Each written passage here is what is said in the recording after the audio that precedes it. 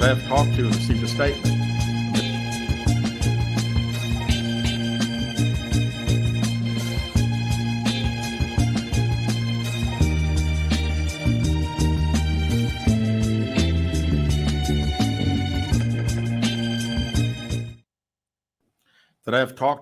a statement from Mr. Emery Anthony, attorney for Carly Russell.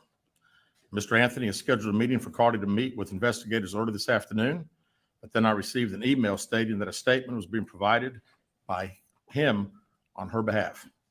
Mr. Anthony asked that I read the statement entirely, which I will do now. My client has given me permission to make the following statement on her behalf. There was no kidnapping on Thursday, July 13th, 2023. My client did not see a baby on the side of the road. My client did not leave the Hoover area when she was identified as a missing person. My client did not have any help in this incident, but this was a single act done by herself.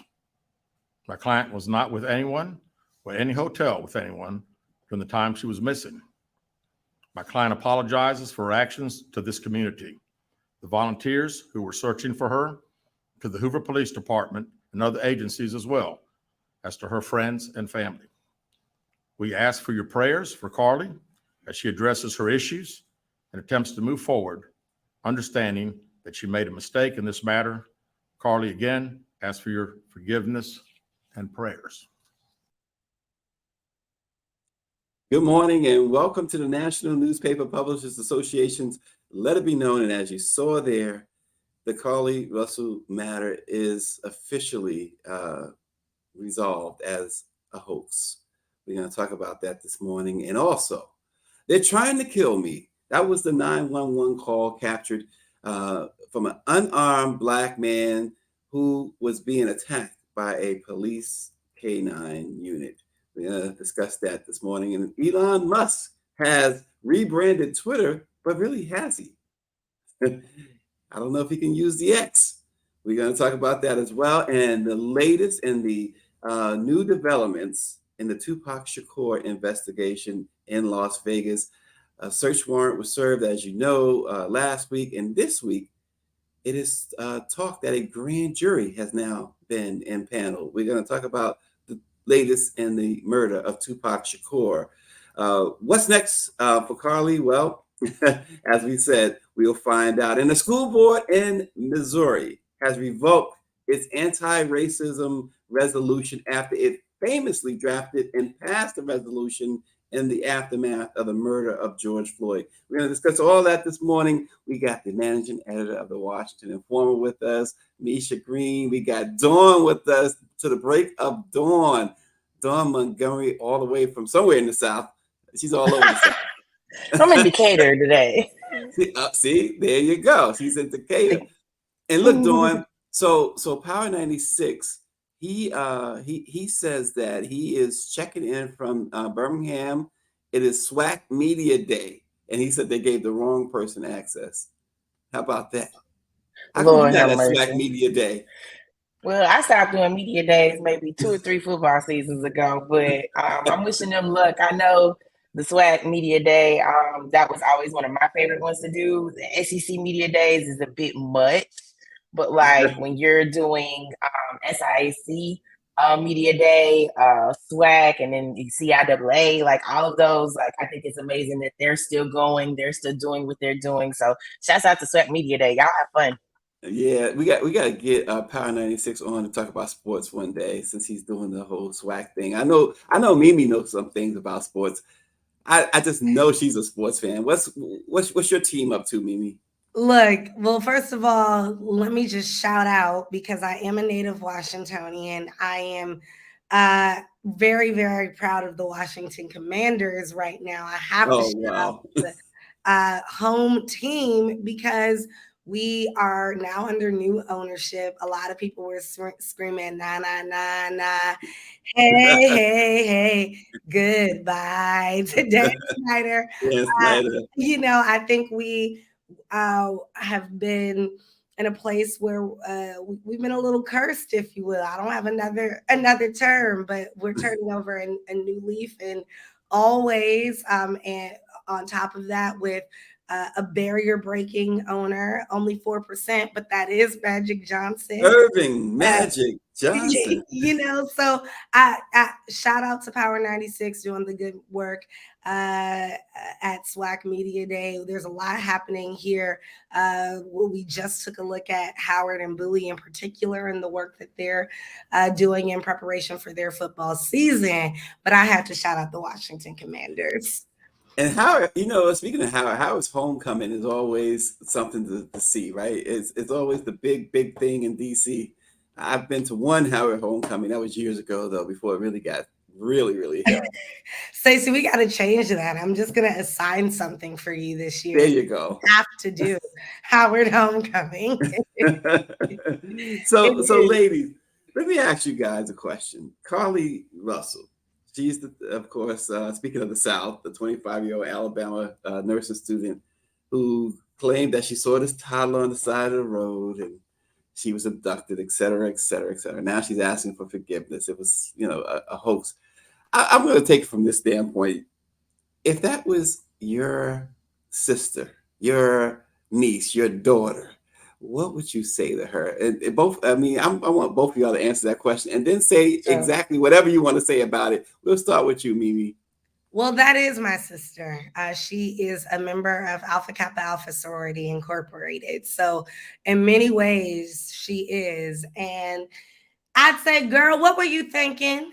I just straight up, a part of the beauty of the sisterhood that I am in, being a member of the illustrious sorority, is that we have to hold one another accountable for what they're doing. And so obviously, I think part of sisterhood and part of understanding is sitting down and listening, right? And so there's been a lot of thought to whether or not this was induced by a mental health breakdown or was this motivated by other challenges. And so sisterly, certainly I would sit her down and figure out what the motivation was. But part of my approach to a lot in the world is a little bit of tough love. Yeah, I know. Say it ain't so. She is certainly 08. But yeah, I think a little bit of that tough love in terms of figuring out, well, what happened? Why did this happen? There was a waste of significant law enforcement resources. And the big thing for me, particularly talking to another Black woman who is my sister, is that these cases are so incredibly important when you're talking about missing Black women and girls. Stacey just did an amazing piece for the Washington Informer where he broke down some of these statistics. Black women and girls are disproportionately affected by or are disproportionately missing here in the United States. I believe we make 7% of the population and about 36% of the missing cases right now. So these are critical numbers. It's a critical time. And so I would say, sis, right now you did something that could threaten how people view missing Black women and girls. And so those would be a couple of my words. Of course, I think that if God can give us grace, then we have to give other people. And so by no means am I here to condemn her. Forgiveness is certainly key, but we got to figure out why this happened and at least impress the importance of still taking missing Black women and girls seriously. Yeah, Dawn, I know that I saw you shaking your head a few times. Agree with Mimi. Go ahead, Dawn. Yeah, I mean, like she said, I know on one hand she's her sister, but for me, there's no direct connection, but she's still my sister. And I just feel like as far as a community, as a Black community as a whole, we all know that we rarely get coverage when any of our people go missing. We rarely get coverage of the moments where we need the police to really show up immediately and do their jobs. And so I literally had to drive that stretch where she went technically, quote unquote, missing, right? Mm-hmm. And driving that stretch, it's one of those things where it was very eerie to know that, this ended up being a hoax, but to me, it was possible. To me, it could have been a thing. And the fact is that all that showed was like that the police department was willing to react. The police department was willing to do what they needed to do.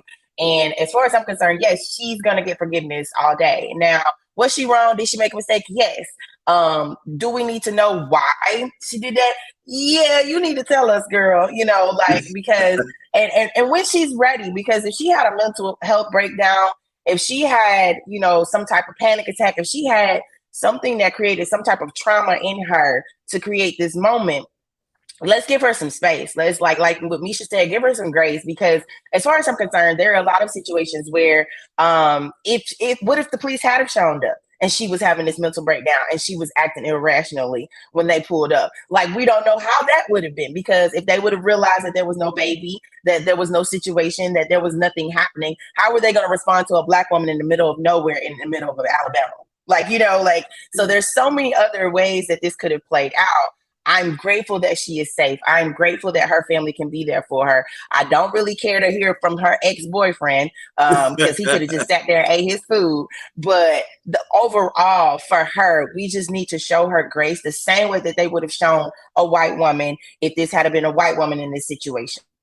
Yeah, the thing about it is, and you guys are 100% right. It's something that people will forget about this in a couple of days. The way the news cycle works. Number one, but the thing here is, and Mimi mentioned the article. We've talked a lot with Derica and Natalie Wilson, who are the founders of the Black and Missing Foundation, and the hard work that they've done over the past 15 years.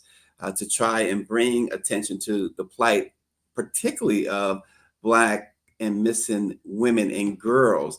This is something that does kind of stings a little bit, and you hope that, here's the thing, you hope that it doesn't detract from other Black and missing women and girls, because the thing that Natalie and Derica always talked about, which is always true, is not only don't they get the media attention when they go missing, like whites and others, but they also don't get the law enforcement attention. In this case, Carly got both. That part. And to me, it's one of those things where it's, I'm not for police in general, but I would like to commend them for even responding the way that they did, just because they did that. Like, we have to give credit where credit is due in this situation.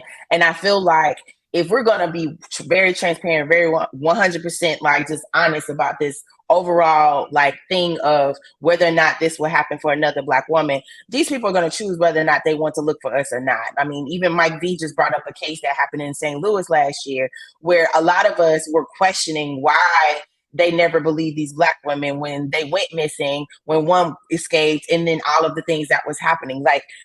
I think overall, people are going to choose to believe what they want to believe. But in this instance, we have to make sure that as Black media, that we are looking to protect Carly in so many ways. Because even if she was a Black man, even if she was Hispanic, even if she was, Native American, Asian, we need to make sure that we protect those people who normally wouldn't get the coverage in these moments.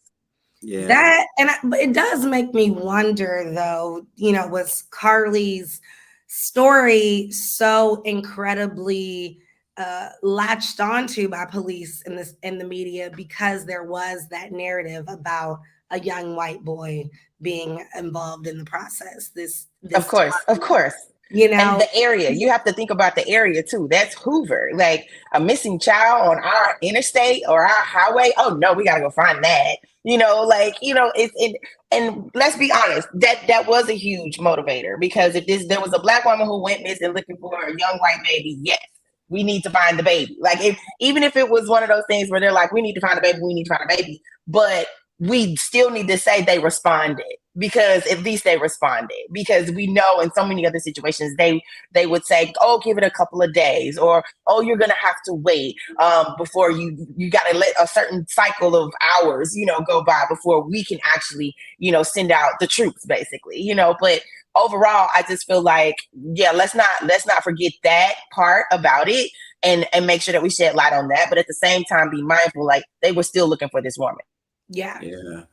And I, as you said, I think it's on us to really bring awareness to the numbers that continue to pile on every single day of the missing Black people in general, but particularly Black women are targeted in many cities and towns around the United States.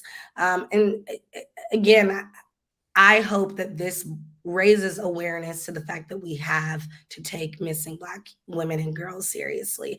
If nothing came out of this, I think that I've seen a really good job of the Black press and even some mainstream media outlets. CNN did a piece a couple of days ago just listing some of the other missing Black people that we should be aware of. And so I think that hopefully it raises awareness that we have some work to do in not only taking missing people seriously in this country, but particularly young Black women. Yeah, speaking of work to do, our next story, and just as a segue to our next story, I'm a couple blocks from the White House. I'm going to the White House today. The president is going to sign a proclamation dedicated some historic sites to Emmett Till and his mother, which is a huge deal when you think about the fact that this next story, when we think about lynching and we think about how police have treated African Americans historically, and then you think about the civil rights movement, which the Emmett Till murder and lynching really sparked the civil rights movement when his mother opened that casket for Jet magazine. An incident involving a police dog attacking a compliant semi-truck driver has ignited public outrage during comparisons to the dark era of the civil rights or pre-civil rights when police routinely unleashed dogs on Black Americans. The incident occurred on July 4th on U.S. Route 23 near Circleville, Ohio. It came to light just recently when body cam footage was released by the Ohio State Police. This is, a situation where this guy, he had his hands up, and you had other officers telling him not to release the dogs. Don't release the dog. Do not release the dog with his hands up. Do not release the dog with his hands up. Do not release the dog with his hands up. Don't. Do not get the dog off of it. Get the dog off of it. Get the dog. Out the dog. Out the cab. Out the cab. Get the cab. Clear in the vehicle now.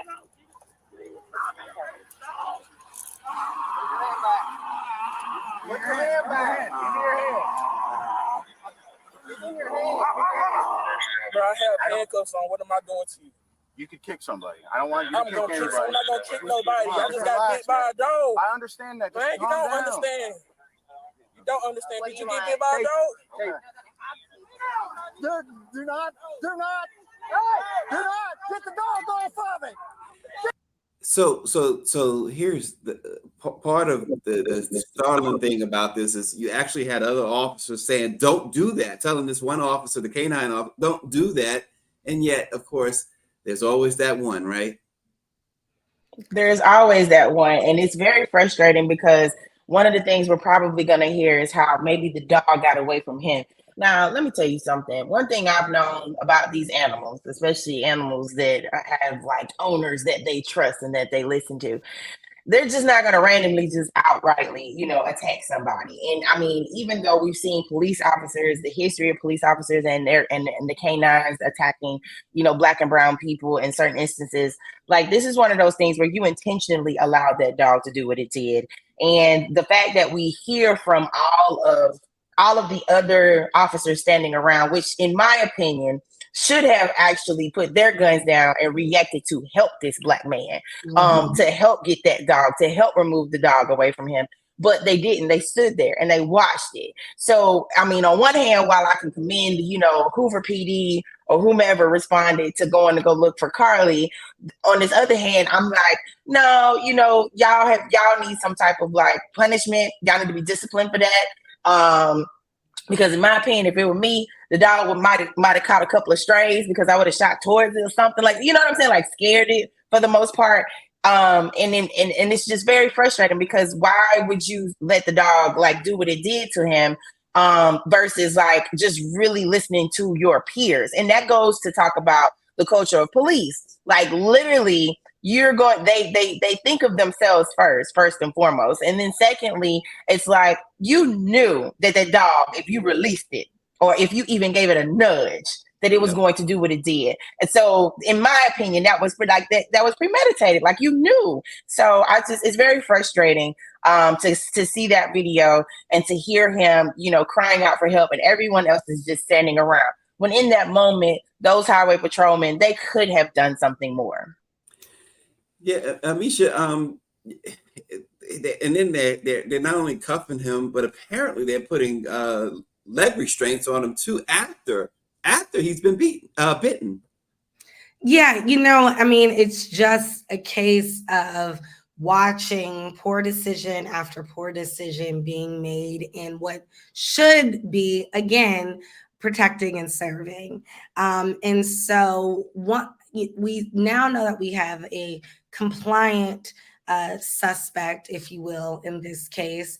Yes, he drove away, but once he was on the ground, and it's still not clear, we've seen from investigations, why he continued driving. But by the time he was on the ground, we hear the officers say, oh, well, do not release the dog with his hands up. We see him with his hands up.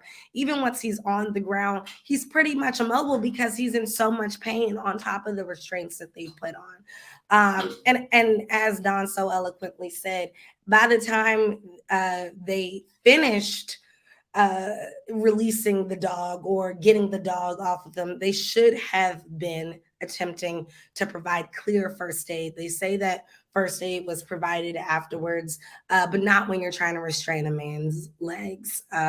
It was really bothersome to watch. Of course, in many ways, the images took me back to the horrible pun, but dog days of the civil rights movement, right? But I also, I think it really, for me, is just another wake-up call that we're still fighting for freedom. The fact that it happened on the 4th of July, I think, is a sign to Americans that we still have so much work to do, and that we really aren't free until everybody's free. A lot of people, I think, Stacey, again, your article was one of the few that noted that in some of the coverage that I've seen, that police dogs in many ways are trained to look at Black and brown bodies as targets, even before they're told to go and attack. And we saw that particularly with this dog. I mean, that dog was ready to go. Yeah, exactly. And while I completely, as a dog owner myself of two crazy dogs, as I call them, my crazies, and I know that when they're keyed up, it's sometimes difficult for me to stop something, but certainly that I think generally that comes from my temperament as well, right? And so these officers who are trained as handlers needed to remain calm, needed to have the authority to, at this point, talk to their worker, this dog, to stop them from to stop the dog from what he or she was doing. I mean, it was just bad decision after bad decision. And I think part of it came from them not keeping the composure to protect and serve from the beginning. See, the Washington Informer a few years ago did and I forgot who did this story for the Informer, but I remember, why do we run? Why do Black people run, right? And here you have a situation, Dawn, where, again, he's hands up, he's compliant. And yet this still happens. And this is what many of the psychologists and psychiatrists and experts, mental health experts and others have pointed to as to why Black people run. That's an initial reaction, like it's initial response. I'm not even gonna lie. I mean, if I was ever to be in that situation, my initial thought, like if I'm in my body, like just really, really thinking about it, I would be terrified. And if my initial reaction was to run, I'd just go for it. Honestly, like I think because of what I've seen now, I think I would try to talk myself into being calm, and trying to really just be mindful. Like the less that I do, the more I can even trigger them to even think that they can do something. But even in that moment, they're going to do whatever they decide they're going to do. So I don't know how we can work around that. But the fact is like he kept driving. He told you why he kept driving. There was no need for the dog to even get out of the car. No. There was no need for that. He was not posing any threats. So the fact that you let the dog out the car, because the dog ain't riding outside the car to where you just sat up there and you decided to let him go. You decided to let the dog out of the car because I know that they were technically trying to do an inspection of the truck, which the dog can also assist with. But as far as I'm concerned, if you have the person standing out there doing what they're doing with their hands up, not being opposing a threat, right? Literally, all you had to do was wait. Take the dog around around where the truck is and do your job, so I don't know how we can, talk to each other about, because we as a community, we have to have that conversation about how we react when we're pulled over. And even when we do the things that we're supposed to do, something always happens in these moments. But initially, like for him to really be as calm as he was in that moment, knowing that he's terrified, and you still did something towards him, that calls for some type of discipline, because you all chose to allow the dog to do what he did. And hell, if you can punish the dog too. He can get that too. Punish the dog too. See, and again, Mimi, this is for years now. Activists, particularly African Americans, have been calling for the elimination of qualified immunity for these officers. The police unions stick up for them. The taxpayers, if they're sued, the taxpayers foot the bill. There's no responsibility. Yeah, I mean, it's been a consistent issue historically. Obviously, we know it's systemically, the fact that they have this qualified immunity. But, I look at every other job pretty much, at least in the United States. When you do it wrong, you are fired and generally have to take public responsibility or accountability for what you do. And particularly, I look at what we do every day. When we make a mistake, the people are coming after us, and we have to take full accountability for what we do. Does it necessarily lose us our job every time? No, but a lot of mistakes would, right? A lot of mistakes won't make us trusted sources for media and information. And so I think in the same way, how can people trust the police? In so many ways, right? How can our people trust the police when time after time they're making just bad decisions, true mistakes in policing, in doing what they've been trained to do? It looks like a lot of that training goes out the window, right? If they're not being trained to attack or be racist to Black bodies, right? And if that's what they're being trained to do, then we see it very clearly and see the issue that is the systemic racism in our country play out every single day or regularly when it comes to law enforcement. Well, that just might be the problem, right? That's how they are trained. We keep thinking that there's no training. Maybe that is the training. Right. Well, I mean, exactly. You look at that dog and how can we think not? That dog was period. Because I was a black body. That, I hate to say that dog. Look, that dog said, "I'm a police dog and I've got one job and that's my target." Like that's that. I hate to say, I can't think for animals, but what we do know is that this is how these dogs are trained. And if they're trained like that, then they're like that's going to be their initial. That's going to be their initial response every single time is to attack.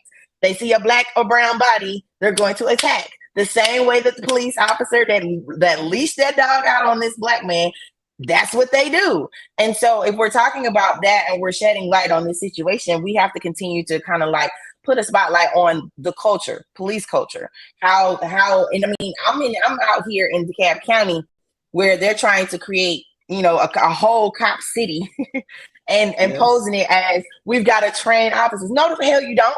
You need to really use that money towards something that DeKalb County and Fulton County and the city of Atlanta or Metro Atlanta actually needs.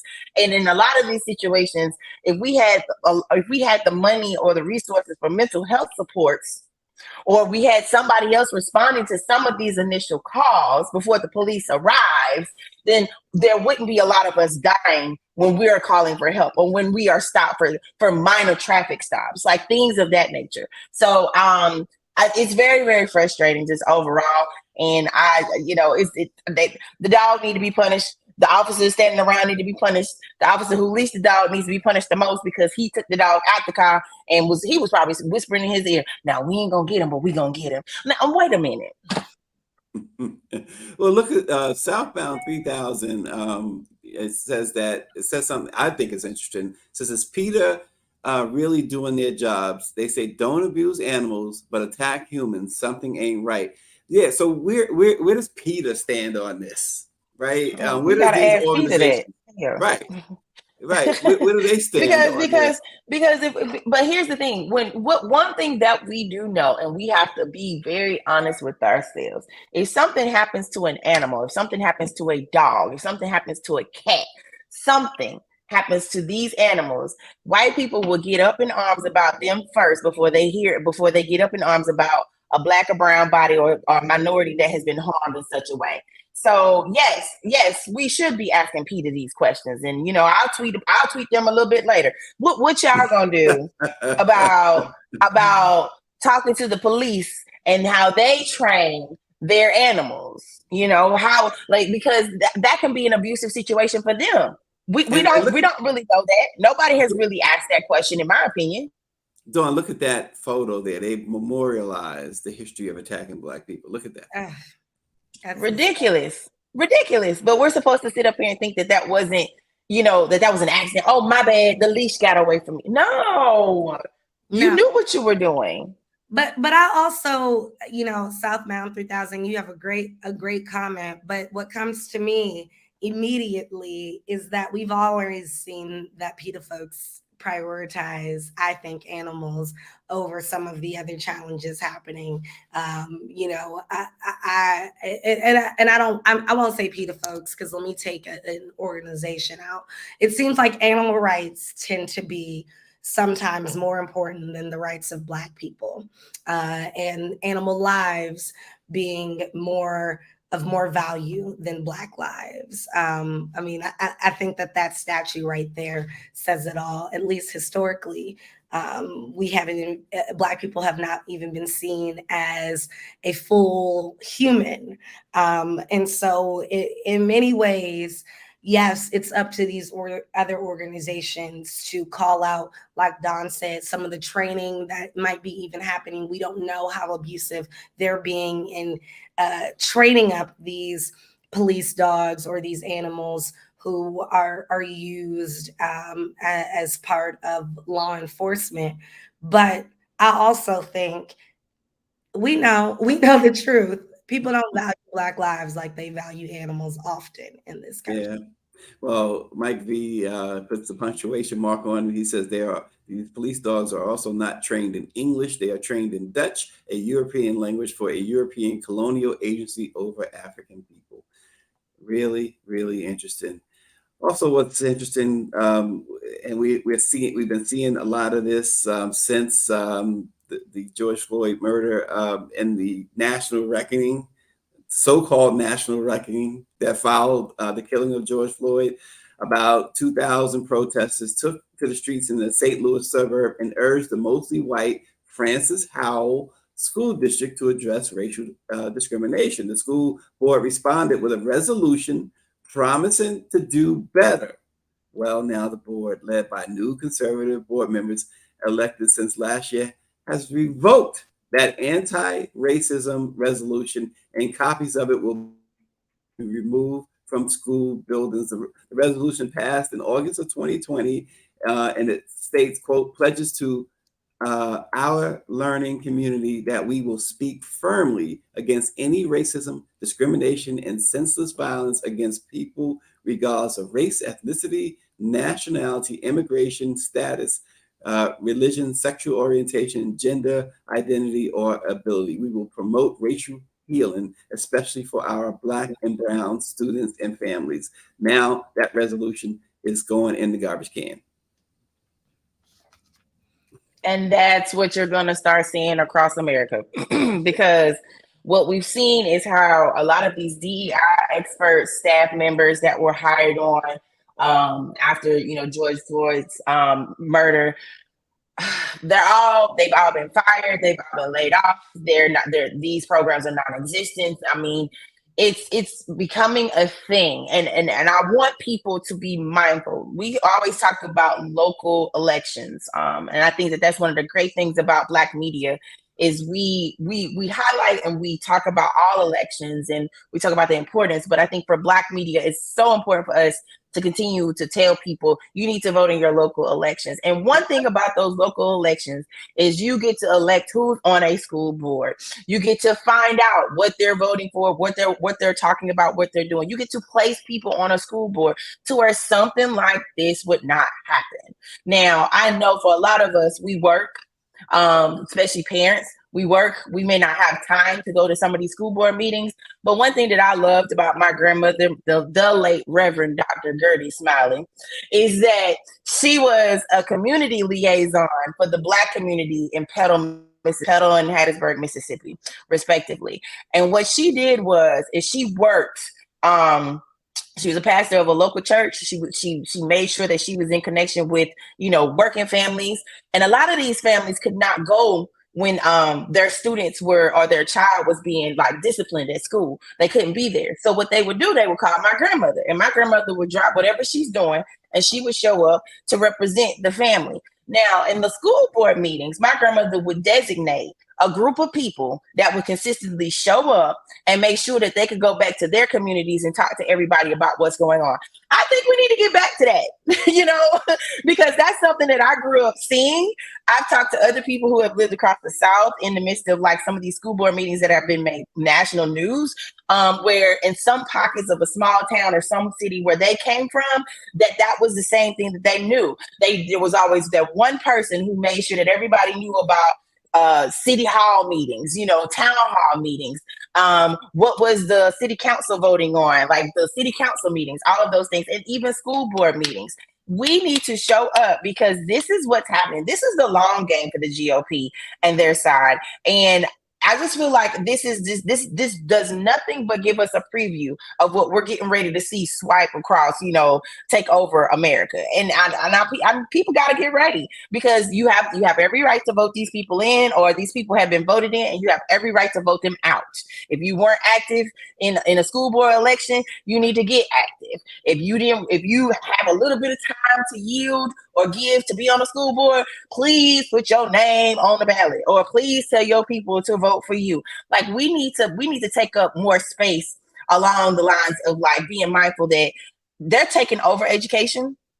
They are trying to erase all of us as if we're not, our kids aren't in these classrooms, as if our kids aren't in the homes where they're being taught these things, regardless to whether or not you're going to teach them or not. But this right here is very, very concerning because you're going to start seeing more protests about school boards and the decisions that they're making, and it's going to get ugly. It's going to start looking like summer 2020. It's going to start being a situation where we're probably going to start losing lives because of what school boards are doing. And if we don't get a grip now and start organizing now and continue to shed light on these situations, then it's going to get out of hand. Yeah, Mimi. I just have to say amen to my sister Dawn on everything she said. I think just to add to the importance of getting the community out to these meetings, to the things that that they can ensure not only that they know what is happening in the decisions that are being made about their lives, but getting their voices heard, is that we have social media. Don's grandma, the Reverend Dr. Smiley, did not have social media, the beauty of social media, when she was getting That part. the word around. And yet people were coming out and being informed and ensuring that their voices were heard. And so it truly is up to those who are informed to make sure that the community also has the information that is necessary for them to ensure that they are part of the decisions happening about their lives. This is horrifying, what's happening in Missouri, but not at all a surprise, because as Dawn said, we're going to see this popping up all throughout the United States, and we already are. I also look particularly back at 2020. One of my favorite reads, if you will, in 2020 was the Black woman. I think she goes by KJ, but in Kansas City, when she talks about every single member, I believe it's of their city council.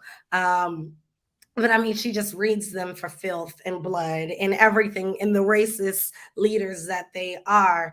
And I believe that she does this post what we now know as this major landmark school board decision that's now been revoked. Yeah. But we know there are challenges all throughout the United States, but there are folks like KJ who I wish, I'm going to try to find it and send it to our producer Greer. How good is she? That's so, oh my gosh. On the spot. Like, how good is she? But y'all look at what KJ Brooks does, and I follow her to this day. And a lot of what she's about is letting the people know, show up to this city council meeting, show up to this school board meeting, show up to this block. This is where we're going to be to ensure that our voices are heard. And so all I can say is, in order to prevent issues like that, those of you that are tuning in, those of you that have a village and network that and platform that can ensure that your communities remain up to date on what's happening about decisions that influence their lives, make sure you're getting it out there. It's your responsibility. It's our responsibility. And particularly with something like this, I'm planning, right, even when it comes to the work that I do as a storyteller, because do we need to have a regular calendar of these are the meetings happening? Make sure you're there. Yeah. And I think so, because if not, we're going to see a lot of things like Missouri School Board play out. Yeah, absolutely. And so as we move on, ladies, with the raid on a home near Las Vegas last week, many are wondering what to make of this move nearly 30 years after the murder of Tupac Shakur. Forensic experts going to now test bullets found at the home of former gangland enforcer Keefe D to see if they are linked to Tupac's death. Vegas Metro Police revealed in a warrant that detectives removed several 40 caliber bullets from Keefe's residence this week. The judge approved a warrant of the home and a search of the home in Henderson, Nevada. And also investigators took manuscripts, computers, phones, and digital storage devices that allegedly belong to the Southside Crip. So this is seems like it's getting interesting. But there was also, if you recall, a documentary with Keefe D, and he talked about the murder of Tupac. So why has this been such a mystery? I mean, I think in the same way that we have been kind of doing this flip-flop of how we're viewing the police right now, because again, yes, they did the right thing when it came to Carly Russell, but 1996, at a time where rappers or those involved in hip hop were facing violence and the threat of violence regularly. We had proof of that not only in the death of Tupac and Biggie, but also just sort of the feuds that were continuing to happen. I think it wasn't as big of a priority, as huge and major as Tupac's death was and continues to be.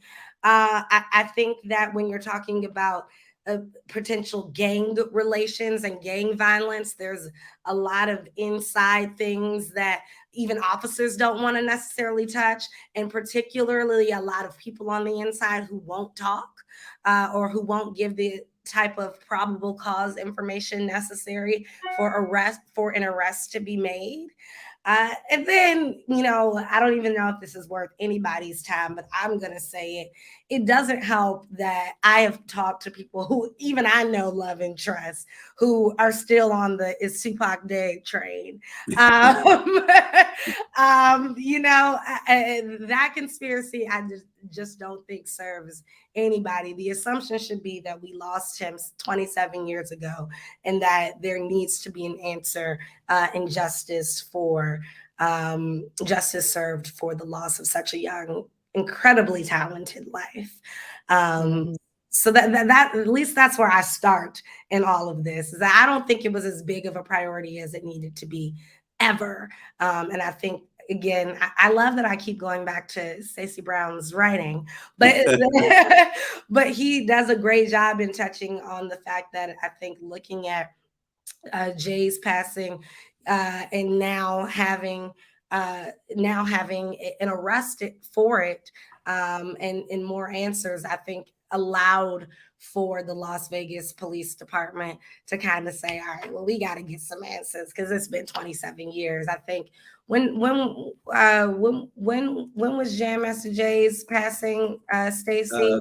2000 and I want to say 2001. Okay, yeah. So you're talking answers significantly sooner, I think, than even Tupac. Yeah.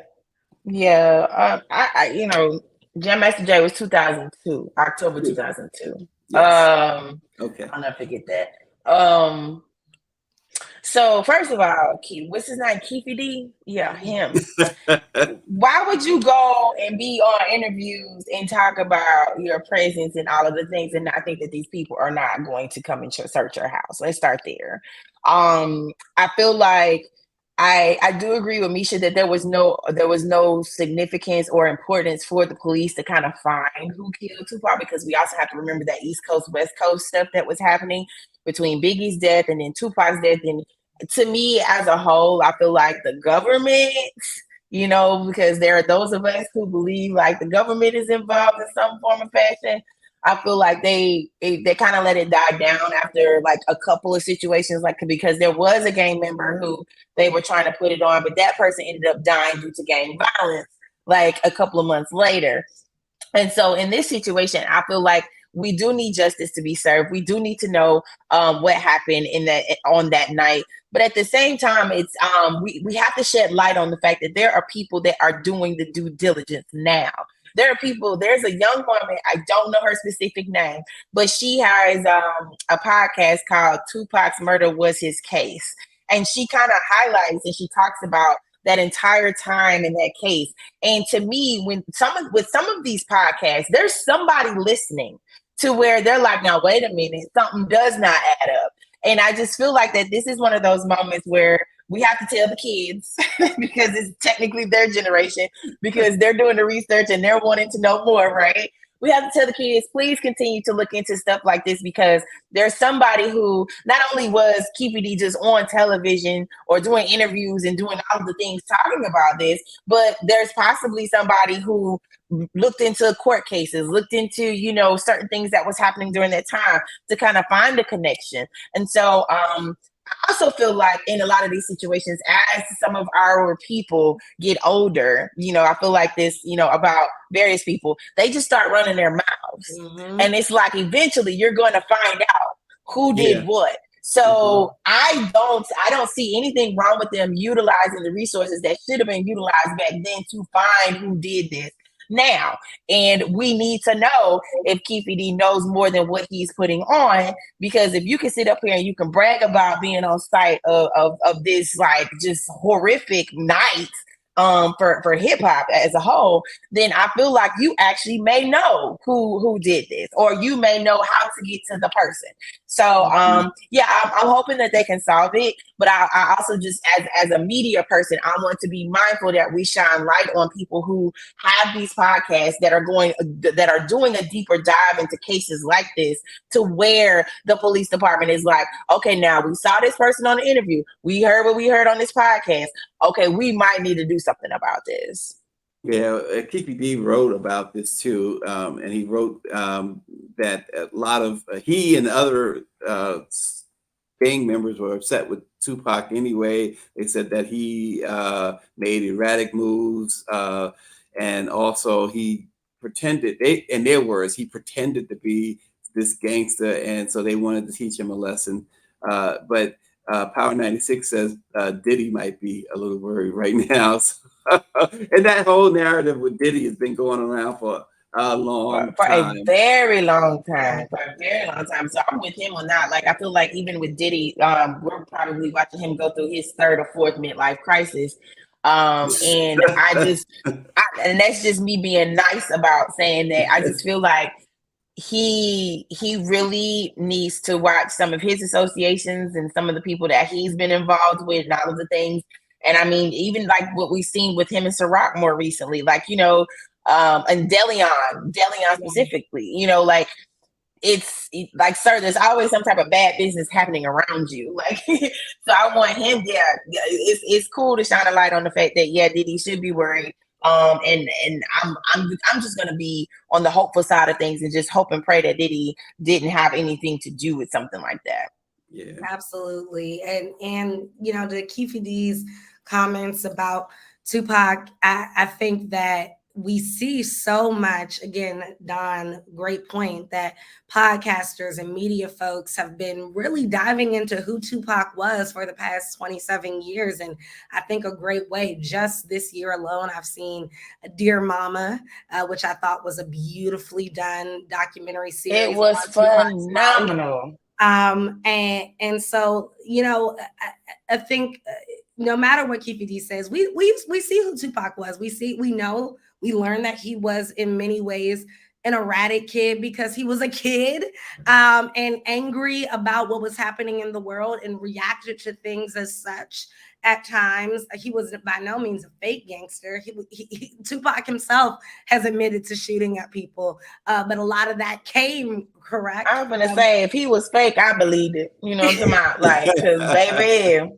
But you know, it also continues that narrative about the hip hop industry too, because was it yesterday or the other day, Quavo was on a ship in a yacht in Miami, and where passengers allegedly robbed. The real story is that they were upset that the captain was turning the yacht around, said the time was up, and whoever rented the yacht, the time was up, and they got upset and they pulled guns out on him, told him to keep sailing, that the party was just getting started. Quavo was for a time there placed in handcuffs, detained, along with several others while police sorted out, but he was not arrested. The police made it clear he was not under arrest. They did release him on the yacht. He left. But the other part of this is that he just went through a very, very awful experience with his Migos mate Takeoff. In that situation, you would think that the last thing he'd want to be is involved or around a situation that could include shooting.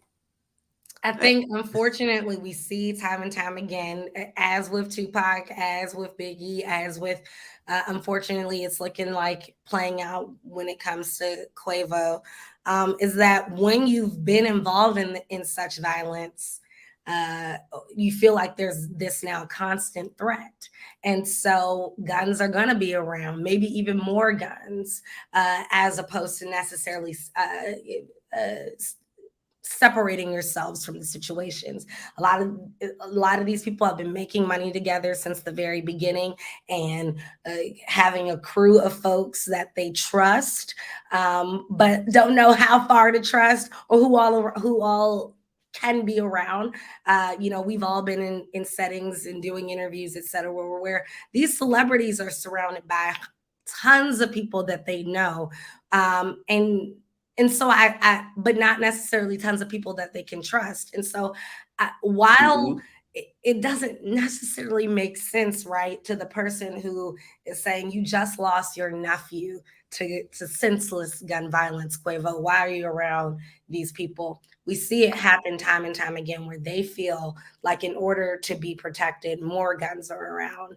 And sometimes they even are involved in situations where one would think that you're inviting more violence.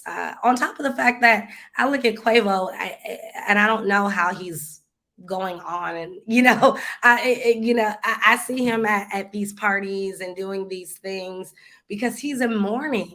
I mean, we're not talking about somebody who just lost their fellow bandmate, right, which was definitely certain, but that was his nephew who he grew up with. As someone who has a nephew 11 months younger than me, my youngest niece is only 9 years younger than me. I'm very close to my nieces and nephews. They are my world.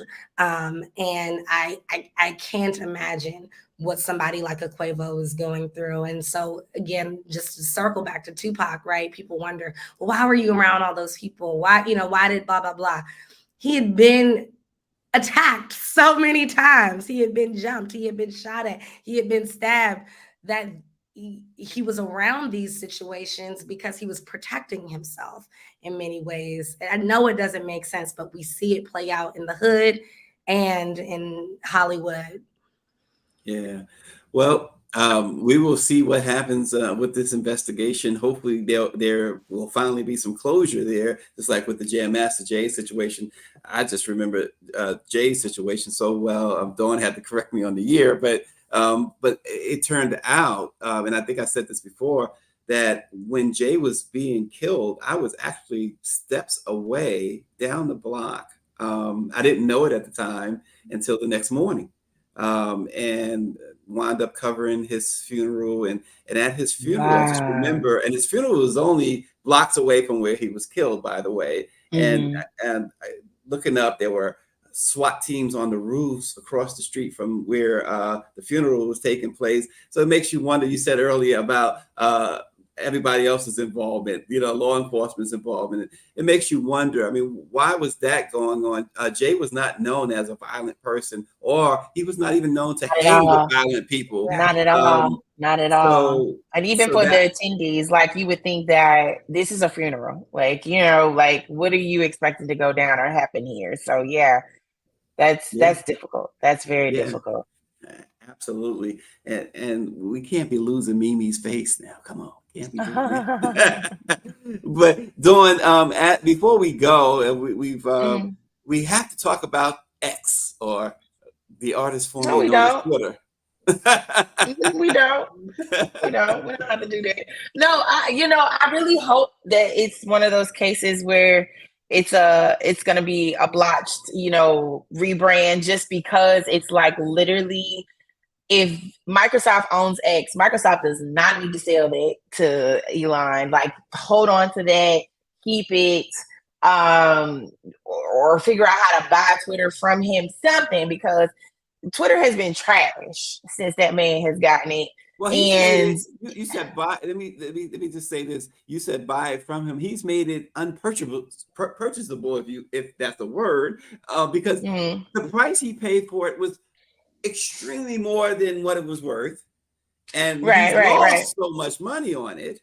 And now in my opinion, he's lost so much money because of him. Like, look at the things that he did once he bought it. You know what I'm saying? So I feel like it's the person. Yes, he might have made it unpurchasable, but as far as I'm concerned, there's somebody out there that's got the money that can get it from him. You know, even if it's at a value discount, like grab this app from this man. You know, like and I think that this is one of those moments where for us as Black media, we have to make sure that people know that you don't just have to be on Twitter. You can be. I know that we existed as Black Twitter, and I love Black Twitter to like day in. Like I'm probably gonna have Black Twitter listed in my obituary, you know, someday. But the point of the matter is that we are all venturing off or migrating to other apps. Like we're on Fanbase, we're on Spill, we're on. I know there are some people that are still on Blue Sky. Blue Sky was not it for me.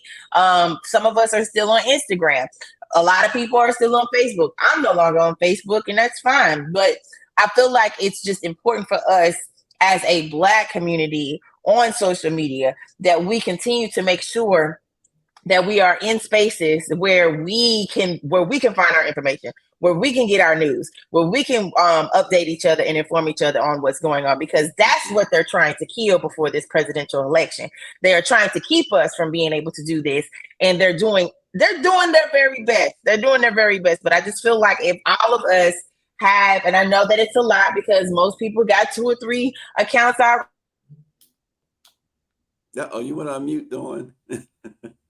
Even if it's you just go and create an account on some of these other apps, especially like Spill and Fanbase, those are Black owned. We know that to be Black owned, both of them. So go and just create an account on there just in case, because if something goes down with Twitter and Twitter is just completely non-existent, where are we going to get this information? Where are we going to build? Where are we going to organize? Where are we going to strategize? That's my main concern. I could care less about this egotistical man trying to figure out how he can just fuck up something today and tomorrow and get on my nerves. Miss Barrington. She does. She is in her Barrington bag today, and that's fine. Look. At Tuesday, sometimes you got to get real with the language and all. And I will say that Mr. Elon Musk is, in many ways, just proving how much of a waste of time he really is on my brain cells, at least. I mean, yes. I do want to say I appreciated all the beauty that Black Twitter has given me over the years. Black Twitter, you have gotten me through some times. And so while I cannot leave the Twitterverse without at least acknowledging the contribution to culture that has been Black Twitter. I'm so over Elon Musk right now. The symbol X, I think, is just proof that this man knows how negative he truly is. I mean, the symbol X in and of itself we use when we're saying no to something generally. And so are you saying no to your own brand, Elon? Is that what's really happening? Because I'm about ready to myself. Listen. And the biggest thing about this is you sick of Elon. I'm sick of Jack, the man who founded Twitter, playing in our face, talking about just zeke through it. No, I'm not gonna zeke through nothing. It's a tweet, because you want us to call it a zeke. Are you kidding me? No. This is Twitter. If it's mama and daddy named it Twitter, that's what I'm gonna call it. Like, I'm not finna do all this. No, absolutely. Now, this is what I have to say, because I'm with Dawn. Let's support these Black-owned social media platforms that we have. I thought that I was cool, and I've yet to receive a Spill invitation. So let me handle that. Let me handle that right now. How do you use Spill? I mean, Dawn sent me an invitation. I'm on Spill. I'm still a little confused. You literally, so they have an outline and it breaks it down, but it's literally, to me, what the thing about Spill is I feel like it's way more interactive, if that makes sense. And I think that the platform itself, it looks different to a lot of people because it doesn't have just the outright like white background, or it doesn't have like the simplicity of where the font is smaller. It's bigger, it's in your face. So I feel like one of the things that I did for at least a week before I even started sharing codes, I was like, yo, I'm going to sit up here and I'm going to use this myself. And I think that that's where a lot of people are messing up, where they don't even use it themselves, or they haven't been on it long enough to kind of figure it out before they start inviting people to be on it. And as far as I'm concerned, I'm like, bruh, so if I can go over here and I can use it as a more interactive type, platform where I'm using more video, using more GIFs, using more memes and all of that, because that's what we're known for Black Twitter. We're known for bringing in something that can reference, like take something up a little moment, like especially with our clips and things like that we save and that we can unleash at any time. I feel like Spill is open for that. It's more open for that. And as it grows, it's probably going to change its interface. It's probably going to change the layout and how it looks or whatever. But for right now, it's more of an interactive like platform. And that's my best way of describing it. You can put words on there and you can kind of share like updates here and there. But I feel like you get more traction when you're giving or posting like videos or a clip or a meme or GIF with your post on Spill. Okay. We should get the Spill people on here. Like, let me put in a good word. We should get the Spill people on here and get them to kind of, break down everything with it, so that we can get more people on there. That would be dope. Spillionaires. Awesome. Yeah. Spillionaires. There you go. There you go. Well, we will look forward to that, Dawn. We know you can hook us up, so we are lean on you for that. Thanks so much, Dawn, as always, and of course, Mimi P. Green. Yes, the one and only. We thank you so much, the managing editor of the Washington Informer. We will see you all again tomorrow. Have a great day. Bye.